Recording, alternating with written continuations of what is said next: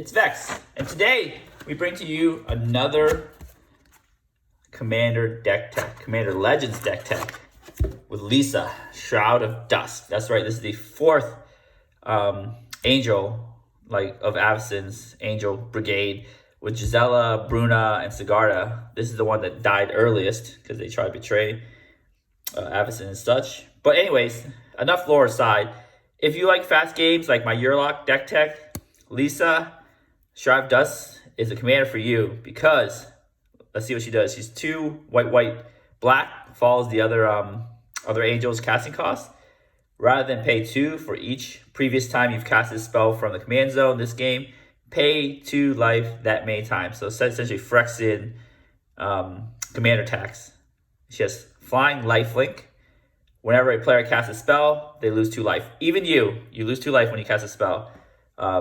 Which, the lifelink helps mitigate that a little bit. So Liesa is a really cool card because, essentially, it's kind of like Rurik Thor, but does 2 life on any spell. Of course, with any symmetrical effect, which I love.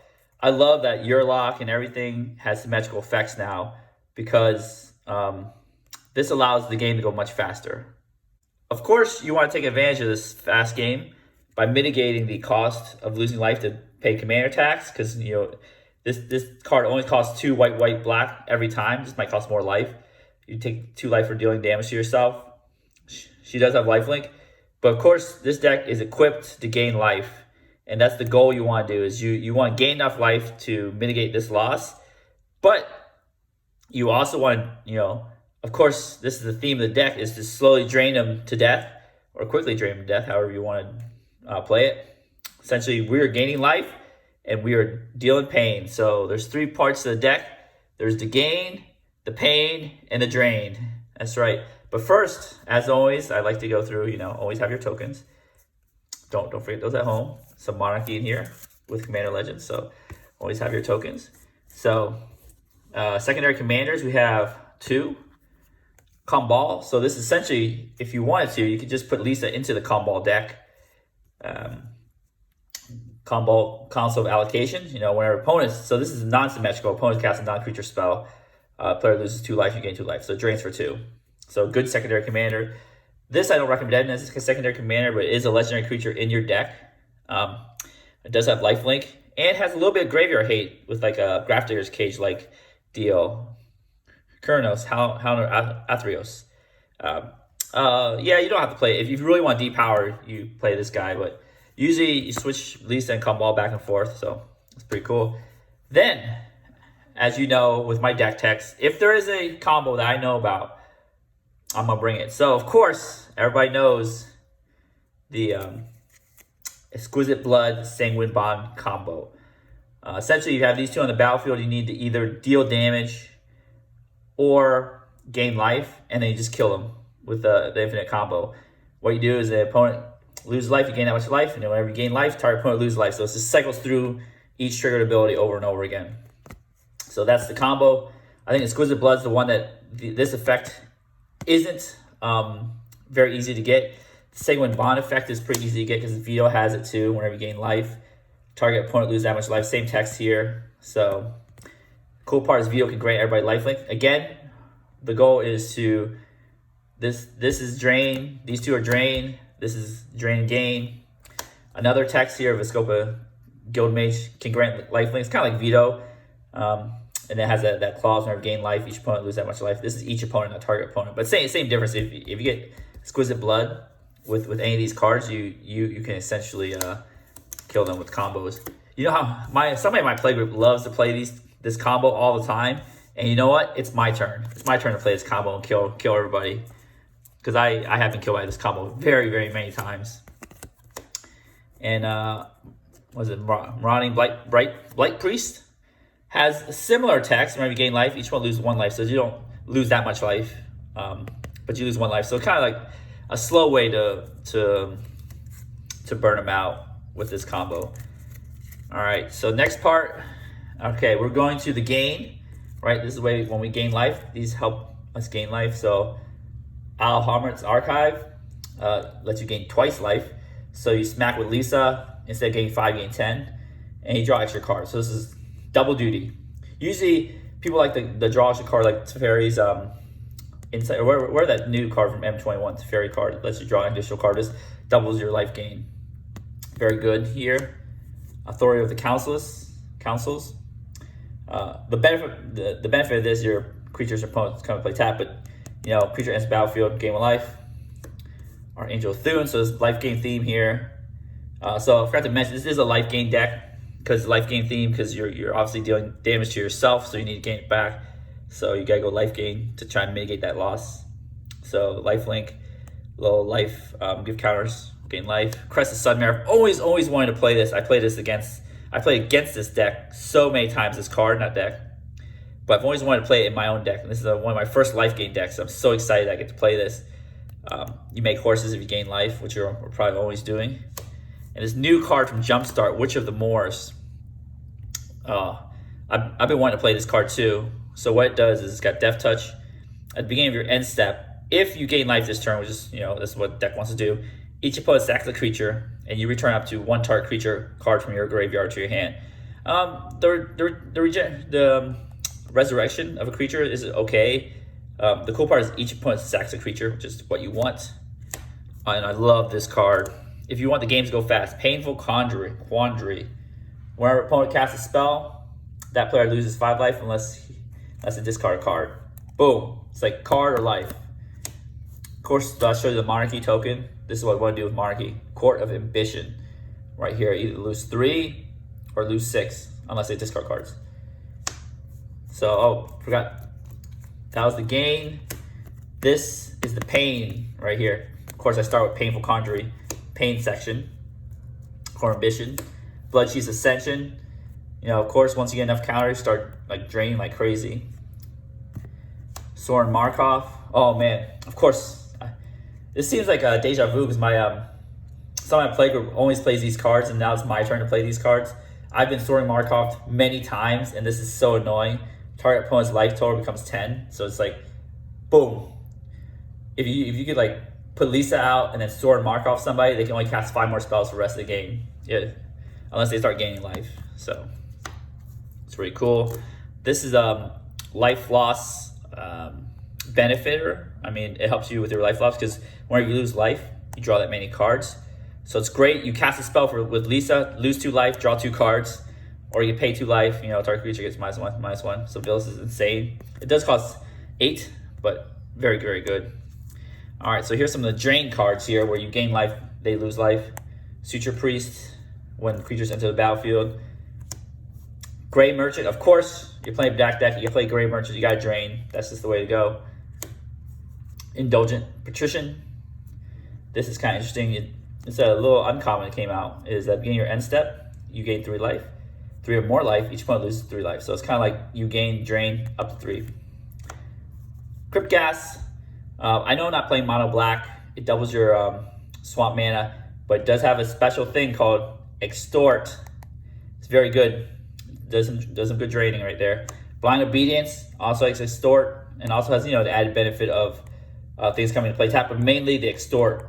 Again, we're trying to slow burn the opponent to death.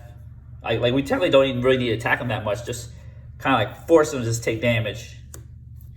Twilight Prophet, flip the top card. You gain X, they lose X, where X is mana cost. Sigminate, I mean, gain and drain. Debt to the Deathless. Again, this is cool because it loses 2 times X. And look at that foil. Wow, it's so bright. And you gain life equal to a life loss this way. They don't do this text anymore of you gain life equal to a life loss this way. The new text is you just gain X life, which is kind of crappy. So here, this is amazing because you gain additional life with more players. The same thing, you gain life equal to life loss this way for a Sigminate. I wish they started doing that again, so it helps with multiplayer scales, but now they just don't.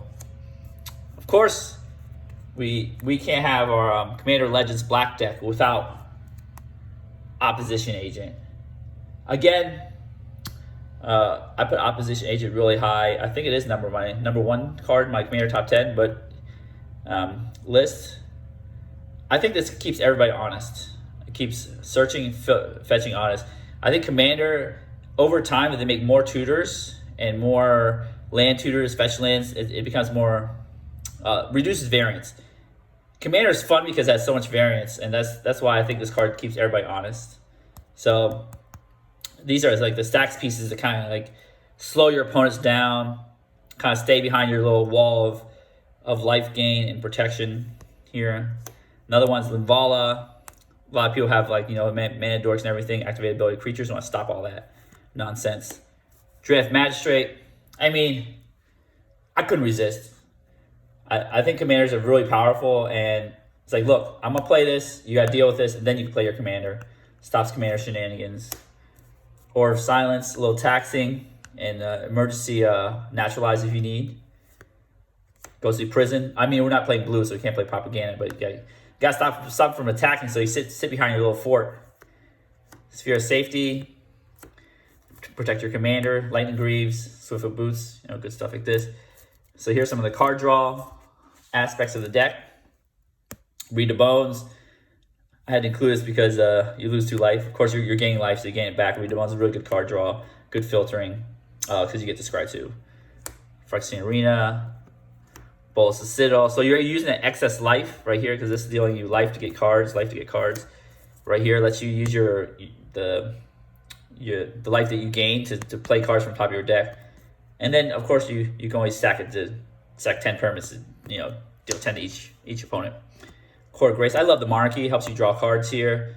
We had Court of Ambition. I forgot what it's called. The Black Court. Somewhere. Where are you? I lost you. Okay. The Black Court. Somewhere. Game Monarchy. I love Monarchy because it just draws you a card and just adds a cool tension to the game.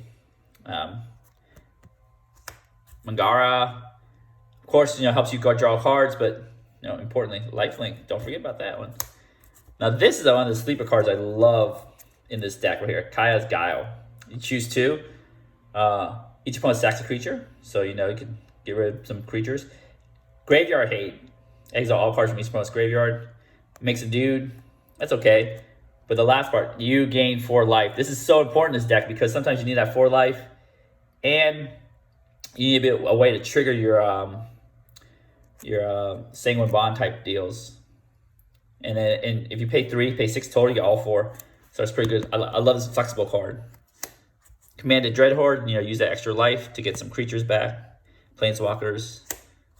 Agadeem's Awakening. Now this is just at Mayor's Call. These are just staple cards in EDH, I believe, because they're just lands, right? You just mostly play them as lands, and if you top deck them in the end game, you just play them as the spell. Amazing. It's just these. I think Zendikar Rising has had the hugest impact this year on EDH because of this. Like they aren't splashy cards, but they just allow you to reduce land counts and increase spell count with very little sacrifice. But Commander Legends did come out really cool cards like Keeper of the Cord. Right here, it gets you soldiers or extra lands, catch up. Of course, here are some tutors. We're playing enchantments. We're playing, the Wombo combo, Exquisite Blood, Sanguine Bond combo. Of course, we need a Enlightened Tutor to try to fetch whatever half we're missing. Vampiric Tutor, Demonic Tutor. Again, usually I don't really include Vampiric Tutor in my decks, but I include it in this deck because it's in Commander Legends. I actually got one from Commander Legends because if you notice my other deck text, they use the Eternal Masters ones. I didn't open one yet, but got one. Some removal.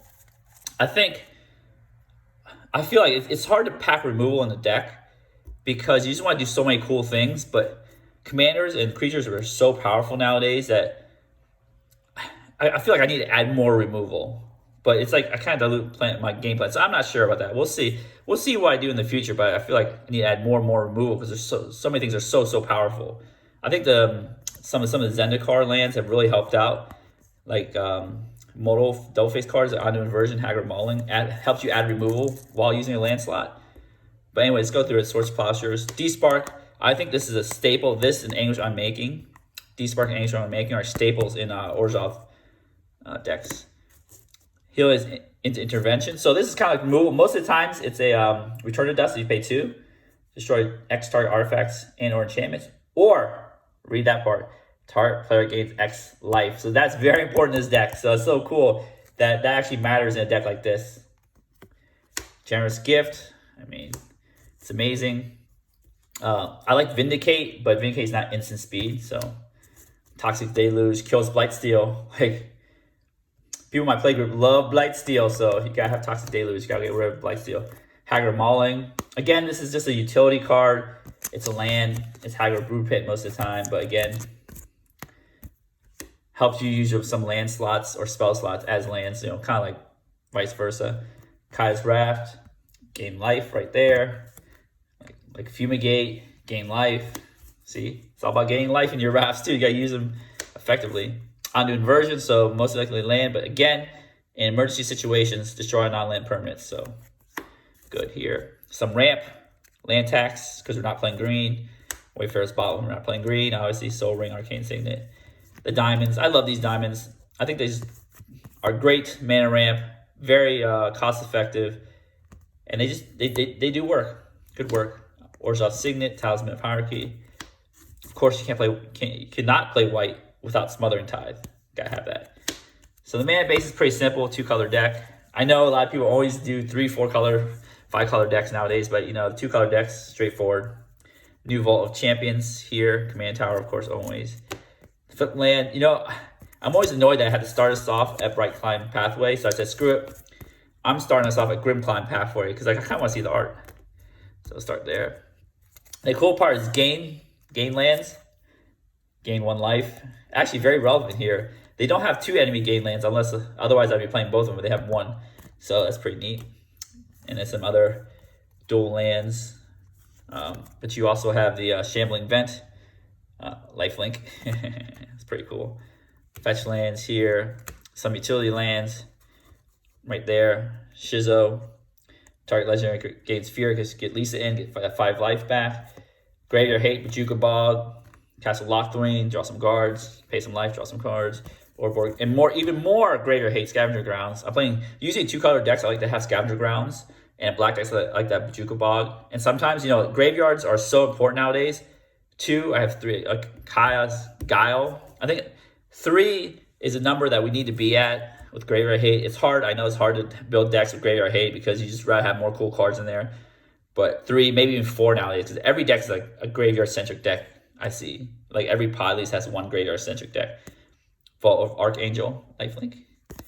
And then Hall of Heliod's Generosity. We had a little room to squeeze this in because we have important enchantments. And if they get removed, destroyed, not removed, we can get them back. Some basic lands here. All right, this is the deck. Let's shuffle in our secondary commanders here. Bam, have a real commander. And we'll shuffle this up. We'll be right back. All right, we are back. So it's always turn 1. Let's see what we got. 1, 2, 3, 4, 5, 6, 7. Bam. I actually love gold fishing. I think, you know, I've been thinking about this. I might make a video about this because a lot of people do deck techs and they show you just a deck tech. But I think the gold fishing gives another angle and helps, like, you know, understand better. So that's why I love doing it. Plus, I love gold fishing anyways. Let's check this hand out. Land. Ooh, perfect. That's a great play right there. Authority of the Councils. Isolated Chapel. Painful Quandary. Yes, we want to inflict pain with our commander. Cabal, even better. More pain. I guess the whole deck is about pain, so why not? Signet, Ramp, Mangara, Lifelink. Cool.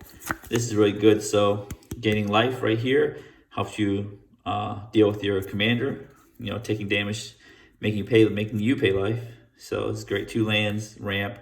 We're missing a 3rd land, but we can't play Cabal turn 3.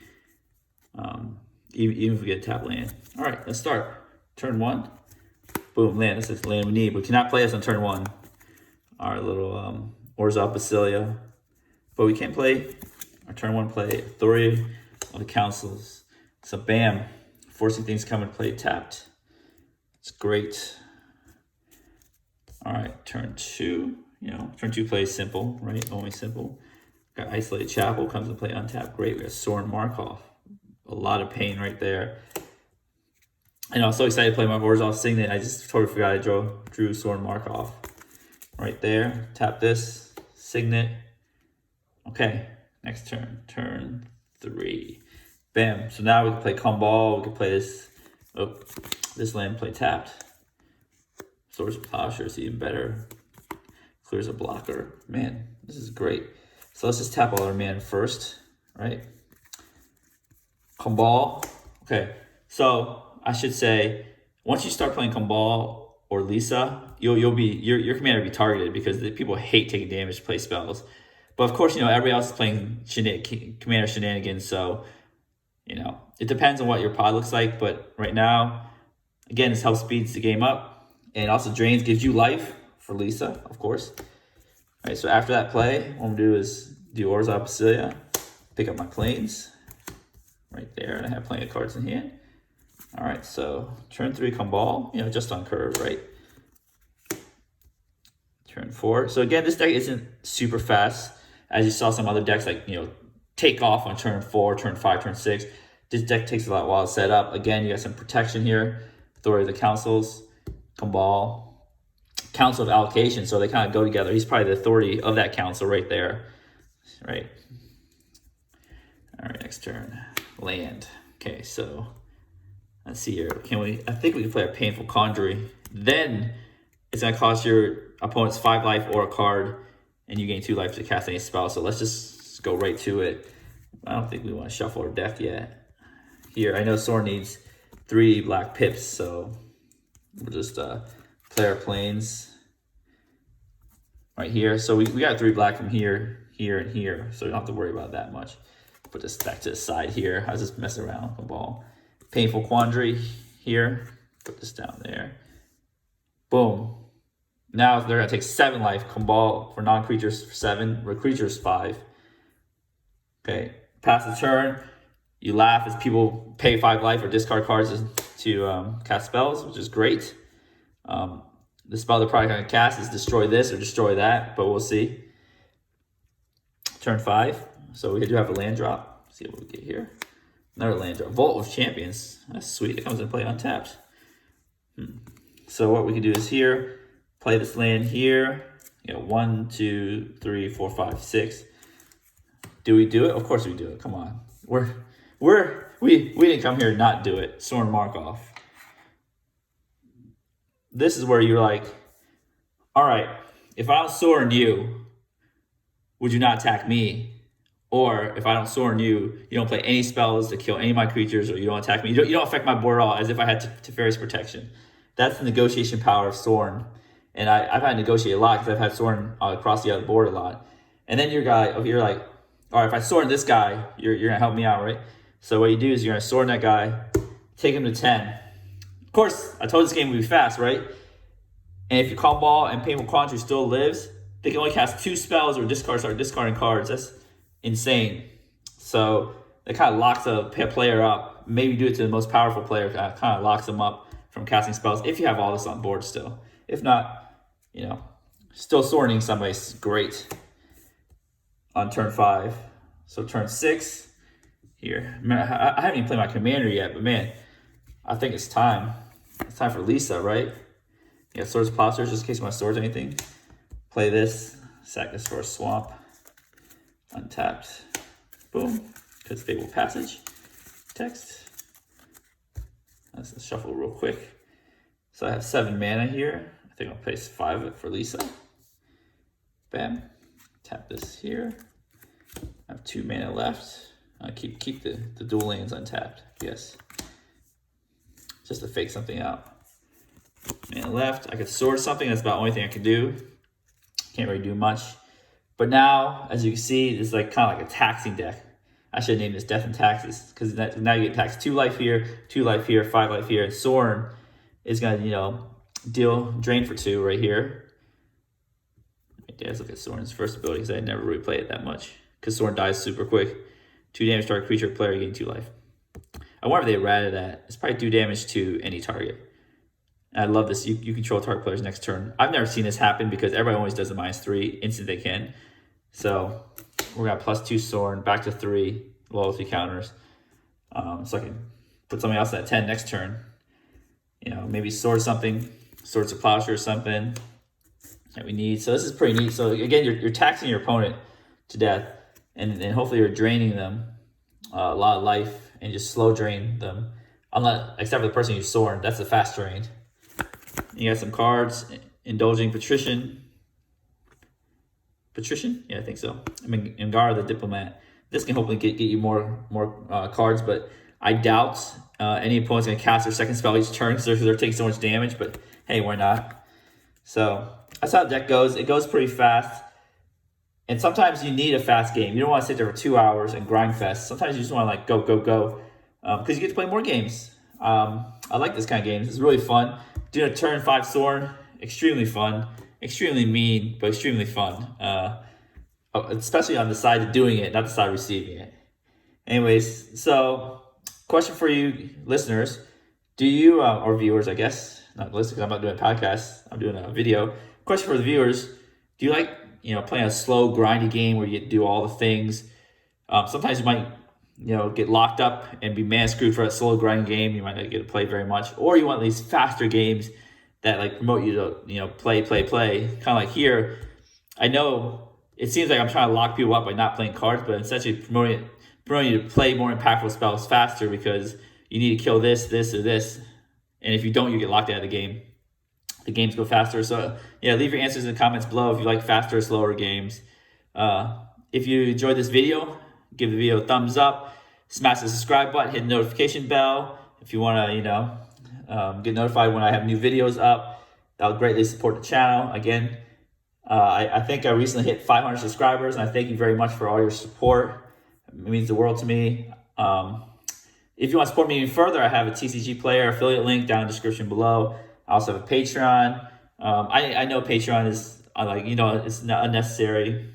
I'll still do videos without it. But again, if you want to support me, direct message me on Patreon. That'd be wonderful. And as always, have a wonderful day.